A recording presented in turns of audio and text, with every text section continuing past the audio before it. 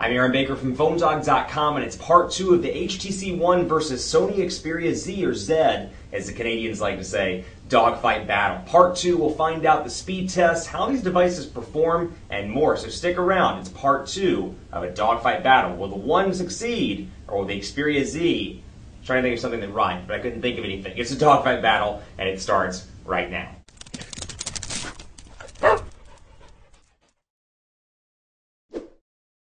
In part 2 of the dogfight battle between the HTC One and the Sony Xperia Z, we're going to kick it off by talking about personalization, because at the end of the day, it's all about how you can make this device your own. And both Sony and HTC have realized that with their latest iterations of their user interfaces that run atop Android. But before we get into that, special thanks to our partners at Best Buy Mobile for giving us devices like this, Z10s, Note 2s, Galaxy S3s, etc. for use in our One Paw Bandit giveaway game. When you walk into Best Buy Mobile, you'll walk out working. They'll get you set up with your email, your web, your contacts, your settings. So when you walk out the door, you're hooked up, you're ready to go, and you don't have to waste your time or your weekend or your night getting everything set up. They'll make sure you walk out working at Best Buy Mobile. So let's take a look at personalization. This is something historically that HTC has done a very good job in, and it doesn't change here. I will say they've simplified Sense 5 a lot more than they ever have with any version of HTC since. Historically, it's kind of been the nerds version of a user interface, if you will. You know, TouchWiz, a lot of people say looks like the iOS ecosystem.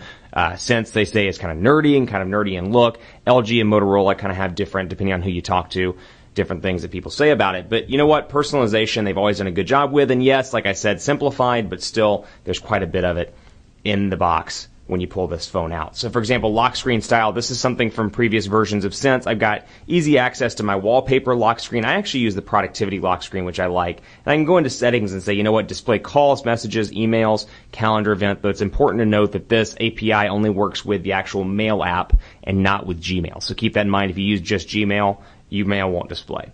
Photo album, music, and then of course no lock screen as well. So a lot of different choices there, and then the typical wallpaper stuff. And if you're like me, you want to see the wallpaper that comes out of the box. You can just see some of HTC's new wallpaper options with the HTC One, top notch all around, and they look great on the 4.7-inch 1080p display. Really incredible all around. So we'll apply that one for the remainder of the video, and then I'll change it back when I go back to using this as my personal phone when I click the video off. But you can see personalization choices there, and then like I said, lock screen personalization, and you'll notice some differences in the overall look and feel of the lock screen as well. Now let's jump over here to the Xperia. You've got a couple of different options. Display, I'm going here, font size, of course, which you have access to over here as well. But themes, I happen to find these particularly useful. And in traditional Sony Xperia style, you've got amber, emerald, sapphire, silk, Xperia, all the different color themes that you're used to. So I can change to ruby, for example, and you'll see my checkboxes light up red. You'll see the theme kind of be red, the clock font, the clock look and feel. The colors are all red here.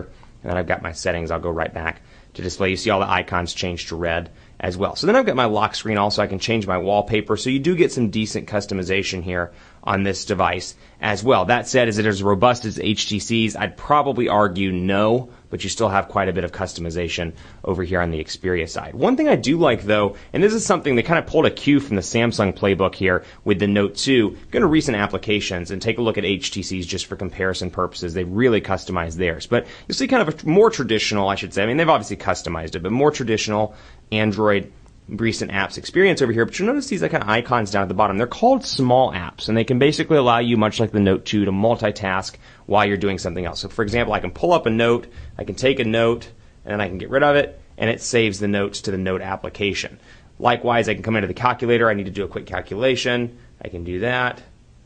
I can move this around if I want to on the screen and put it wherever I want to. Really enjoy that ability even for basic stuff like the calculator, for Notepad, to be able to customize and really kind of multitask on my device. And not just that, but you can come in here and see, you know what, I've got installed small apps. I've got toggle switcher. I can bring these in and put these all down here. Or I can, for example, toggle switcher will bring down here, and then I can swipe over. I can move those around, or if I want to get rid of it, I can get rid of it, and then go back to my plus sign. So go to Play Store, and actually there's a little bit of an ecosystem in the Play Store for these small applications, as you see here. So it's loading up right now.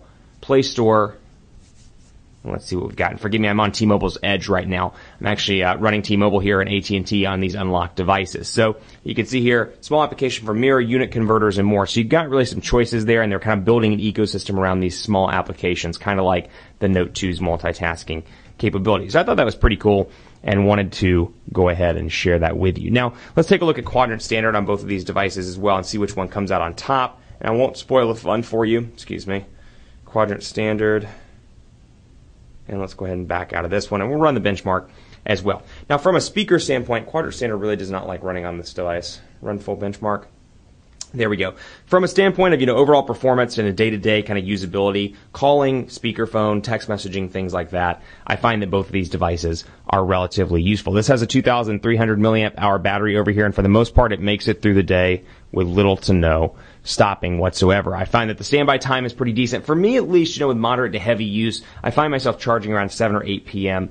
at night with the HTC One. And obviously, your use depends on what you do. Your use isn't going to be exactly my use, but still pretty impressed with the battery life overall, given the fact that it's a smaller 2,300 milliamp hour battery. Over here, 2,330 milliamp hours, I get about 7 hours of use, moderate use, out of the Xperia Z. So from a battery standpoint, I'd recommend the HTC One between these two devices. Not just that, but because of standby time as well. They've done a really good job on the standby front on HTC.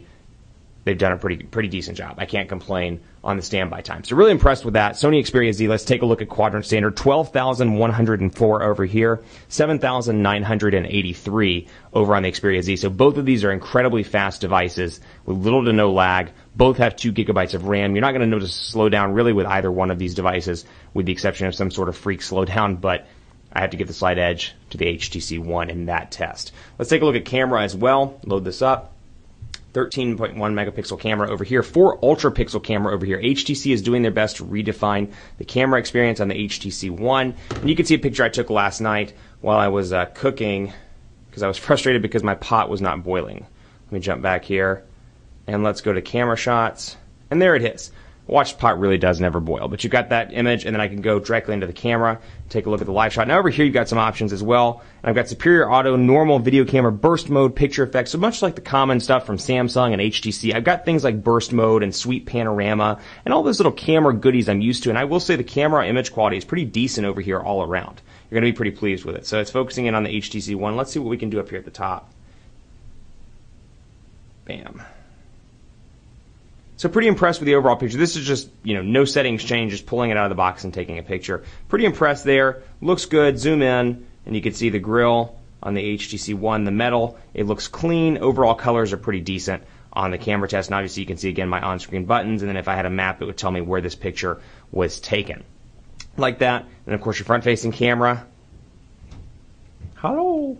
And then I'll go back here to the back and do my settings so you can take a look. Resolution, self-timer, quick launch, smile shutter, all that stuff, geotagging, and more. So if I geotag, which will take 4 freaking ever because I'm on edge, and I won't even do that because I don't want to enable GPS right this second. But you can see over here as well, 4 ultra pixels. They're bigger pixels, long story short, and it comes with something called HTC Zoe, which I've covered at length in the HTC One videos, so take a look at those. But basically I can turn this on and shoot a Zoe, for example, and I'll bring it in on the Sony Xperia Z.